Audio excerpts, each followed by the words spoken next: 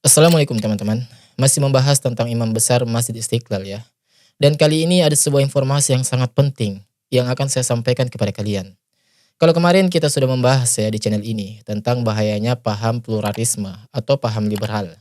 Di video ini ya sudah saya jelaskan dengan rinci di situ.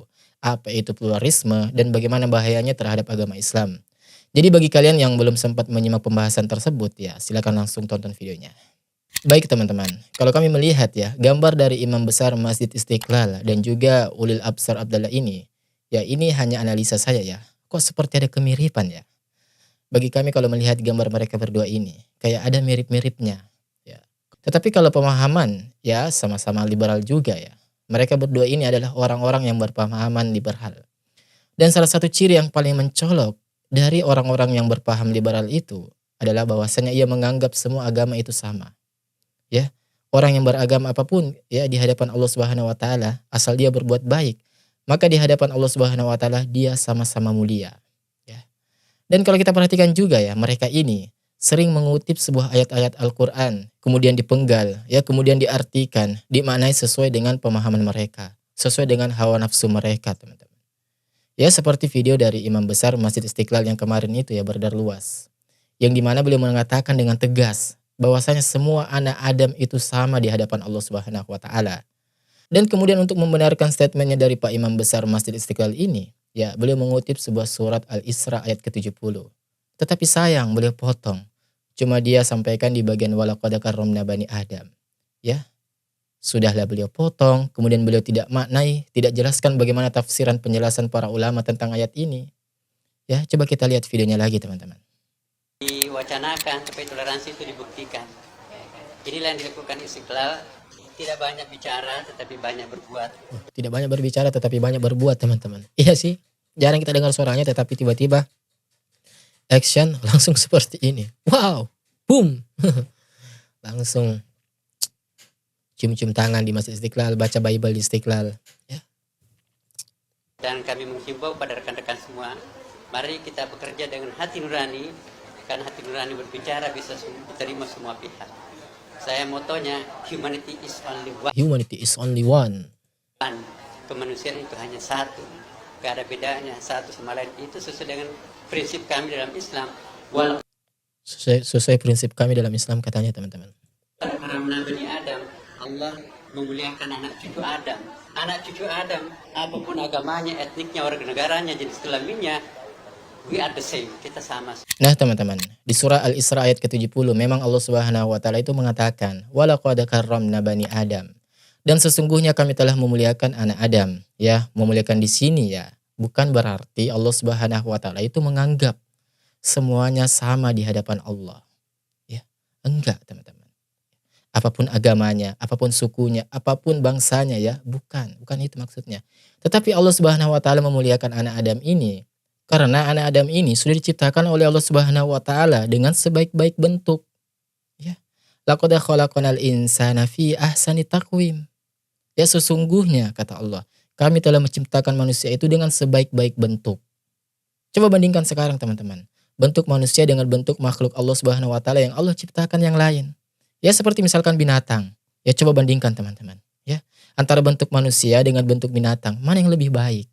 Itu artinya Allah Subhanahu wa taala sudah memuliakan anak Adam itu dari sisi bentuknya.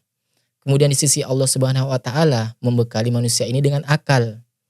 Dan dengan akalnya ini sehingga bisa mengolah alam semesta ini, ya, termasuk mengolah tambang.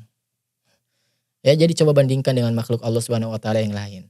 Kalau binatang diikat kakinya, ya, kemudian kita ikatkan ke pohon, ya dia nggak bisa melepaskan ikatan tersebut. Tetapi berbeda dengan manusia. Allah Subhanahu wa taala berikan akal. Ya kalau manusia diikat, ya bisa melepaskan diri. Kemudian makhluk Allah Subhanahu wa taala yang lain, ya. Allah Subhanahu wa taala tidak berikan mereka makanan dan minuman seperti yang Allah berikan kepada manusia. Ada di sana hewan yang pemakan bangkai, ya. Ada hewan yang pemakan daun-daun, ya. Ada herbivora, omnivora, karnivora. Ya, berbeda dengan manusia, teman-teman. Alangkah indahnya rezeki yang telah Allah Subhanahu wa taala berikan kepada manusia ini. Dan itu yang dimaksud dengan walaqad karramna bani Adam. Allah Subhanahu wa taala sudah memuliakan anak Adam, ya.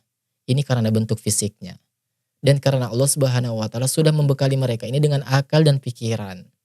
Yang kemudian dengan akal dan pikiran itulah Allah Subhanahu wa taala menguji mereka. Mampukah dengan akal tersebut mereka ini bisa membedakan antara yang hak dengan yang batil? Ya, mampukah mereka ini merenungi ayat-ayat Allah Subhanahu wa taala? Mampukah mereka ini membedakan antara tauhid dan syirik? Mana sunnah, mana bid'ah? Ya, bukan kemudian dikatakan walaqad karramna bani Adam, dikatakan anak Adam ini semuanya mulia, semuanya sama di hadapan Allah Subhanahu wa taala. Ya, semuanya mulia. Kalau kemudian orang-orang yang non-muslim, orang-orang kafir, kemudian dianggap sama di hadapan Allah Subhanahu wa taala, dianggap mulia juga, dianggap benar juga. Lalu dikemanakan surah Al-Bayyinah ayat ke-6. Innal ladzina kafaru min ahlil kitab wal musyrikina fi nari jahannam khalidina fiha. Ulaika hum syarrul bariyah. Sesungguhnya orang-orang yang kafir dari golongan ahlul kitab dan orang-orang musyrik, ya, maka mereka jahanam tempatnya, mereka kekal di dalamnya. Mereka itu seburuk-buruk makhluk. Ulaika hum syarrul bariyah. Itu jelas Allah katakan di dalam Al-Qur'an. Sesungguhnya orang-orang yang kufur dari golongan ahlul kitab dan orang-orang musyrik, ya, maka mereka jahanam tempatnya. Mereka kekal di dalamnya. Mereka itu seburuk-buruk makhluk. Ulaika hum syarrul bariyah. Mau dikemanakan ayat ini coba, ya? Dan ini Allah katakan jelas dalam Quran. Bukan saya ya, tetapi Allah sendiri yang katakan. Dan ini jelas. Coba. Mau dikemanakan ayat Allah Subhanahu wa taala yang mengatakan innad dina 'indallahil Islam. Sesungguhnya agama yang ada di sisi Allah, yang diridhoi oleh Allah Subhanahu wa taala, yang diterima oleh Allah Subhanahu wa taala, itu hanyalah Islam. Ya. Kemudian di ayat lain, Allah Subhanahu wa taala berfirman, dan orang-orang yang mengambil agama selain Islam, maka sekali-kali tidak akan diterima oleh Allah Subhanahu wa taala. Dan nanti di akhirat mereka akan menjadi orang-orang yang merugi. Coba, mau dikemanakan ayat-ayat Allah Subhanahu wa taala yang seperti itu? Jadi orang-orang seperti imam besar Masjid Istiqlal ini ya, ini ciri-ciri berpahaman liberal. Dan paham liberal ini teman-teman, jika ada melekat pada seseorang, maka ini lebih berbahaya daripada orang-orang kafir. Ya kenapa? Ya kalau orang kafir itu jelas, dia jelas menolak untuk mentauhidkan Allah Subhanahu wa taala. Jadi warnanya itu jelas teman-teman, ya. Kita mudah tahu. Sedangkan kalau orang-orang liberal ini yang membenarkan semuanya. Sehingga sangat berpotensi orang-orang liberal ini menyesatkan kaum muslimin dari dalam. Memberikan subhat-subhat yang mengerikan kepada umat. Ya contohnya anggapan bahwa semua agama sama. Ya. Saya jadi teringat perkataan Ustaz Zuna Khalid Basalama. Beliau bilang, wah enak benar tuh kalau semua agama sama. Mending kita masuk saja rame-rame ke sana. Di sana enak, seminggu sekali ibadah. Nah kita 5 kali sehari, berat. Ya kan? Tetapi kan nggak seperti itu teman-teman. Nggak seperti itu. Jadi itulah tadi ya, tauhid kita ini akan hancur kalau menganggap semua agama itu sama. Apapun agamanya selama berbuat baik, kemudian di hadapan Allah Subhanahu wa taala di akhirat nanti pasti akan mendapatkan tempat yang mulia juga. Ya ini pemahaman orang liberal teman-teman. Ya. Sekarang coba kita simak. Ini adalah video dari seorang tokoh yang berpemahaman liberal.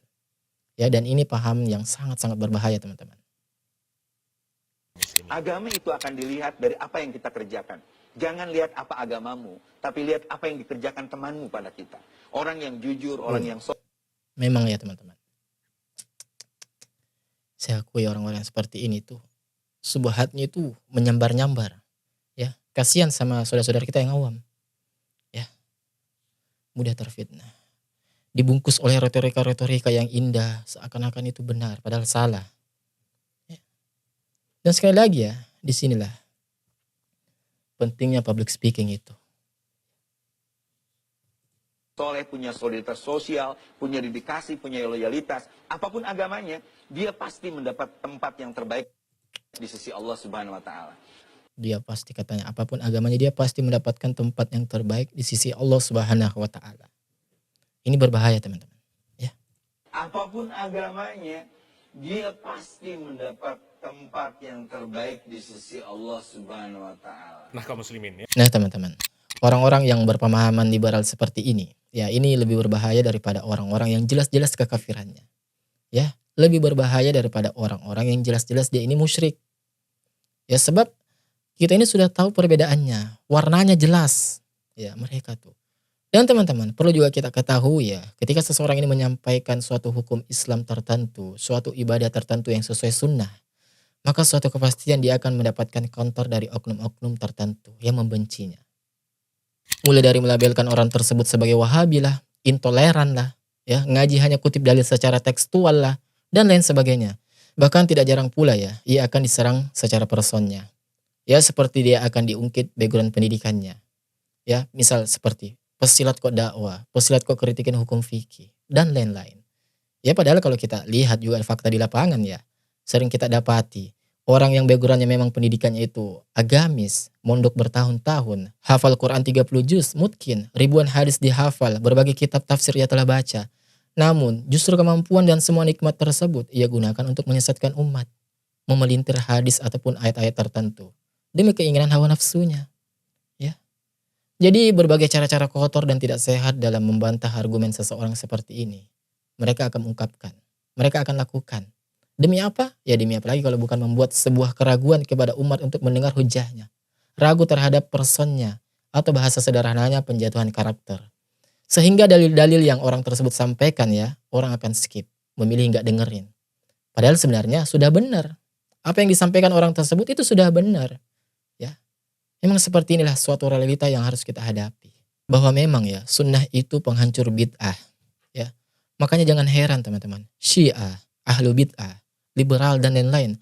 Mereka ini bahu-membahu ingin menghilangkan dakwah lurus ini, dakwah sunnah ini. Ya sebab bagi mereka, orang-orang ini ya, yang berdakwah qala Allah qala Rasul adalah sebuah ancaman terhadap paham menyimpang mereka. Terhadap amaliyah-amaliyah ibadah mereka yang offset sampai melewati garis gawang lawan. Ya termasuk saat ini. Ya saat ini. Di saat kita menyampaikan kerisauan kita tentang kelirunya mereka ini dalam euforia penyambutan Paus Fransiskus di Masjid Istiqlal yang lebay ini. Ya sampai-sampai dibacakan di situ kitab Bible. Ya, kita sampaikan nih bahwa hal tersebut ini tidak tepat saudaraku. Seharusnya nggak perlu sampai seperti itu, nggak perlu selebay itu. Ya, nggak perlu sampai dibacakan kitab Bible di Masjid Istiqlal. Nggak perlu sampai nyanyi-nyanyi di dalam Masjid Istiqlal, pakai kostum mirip Sinterklaas. Ya, tetap saja ada yang membela mereka teman-teman. Bahkan mereka menyalahkan kita yang tidak setuju dengan semua perbuatan itu dengan berbagai macam sebutan. Mulai dari intoleran lah, keluar saja dari NKRI lah, ya provokator lah. Bahkan ada yang lebih absurd lagi nih, yang komen di channel ini. Dia bilang apa? Katanya, ini Islam Indonesia bos, bukan Islam Timur Tengah. Stop. Sumpah ya, saya baca ini orang ini ngakak ya. Sekaligus miris teman-teman. Ya, kok bisa-bisanya gitu buat statement seperti itu? Padahal kalau misalkan saya tawarin umroh nih orang ini atau haji ya sekarang nih ya, pasti mereka mau. Ya, dan coba kalau misalkan mereka ini benar-benar haji ataupun umroh, misalkan ya, kemana coba kalau bukan ke Arab atau Madinah? Yang notabene itu adalah Timur Tengah. Ya. Jadi kacau ya. Di mana nalar berpikirnya itu teman-teman? Ya. Ya semoga Allah Subhanahu wa taala melindungi kita semua dari paham-paham yang seperti ini. Ya, paham-paham yang aneh seperti ini teman-teman. Ya. Sampai bertemu di video selanjutnya. Wassalamualaikum warahmatullahi wabarakatuh. Barakallahu fikum.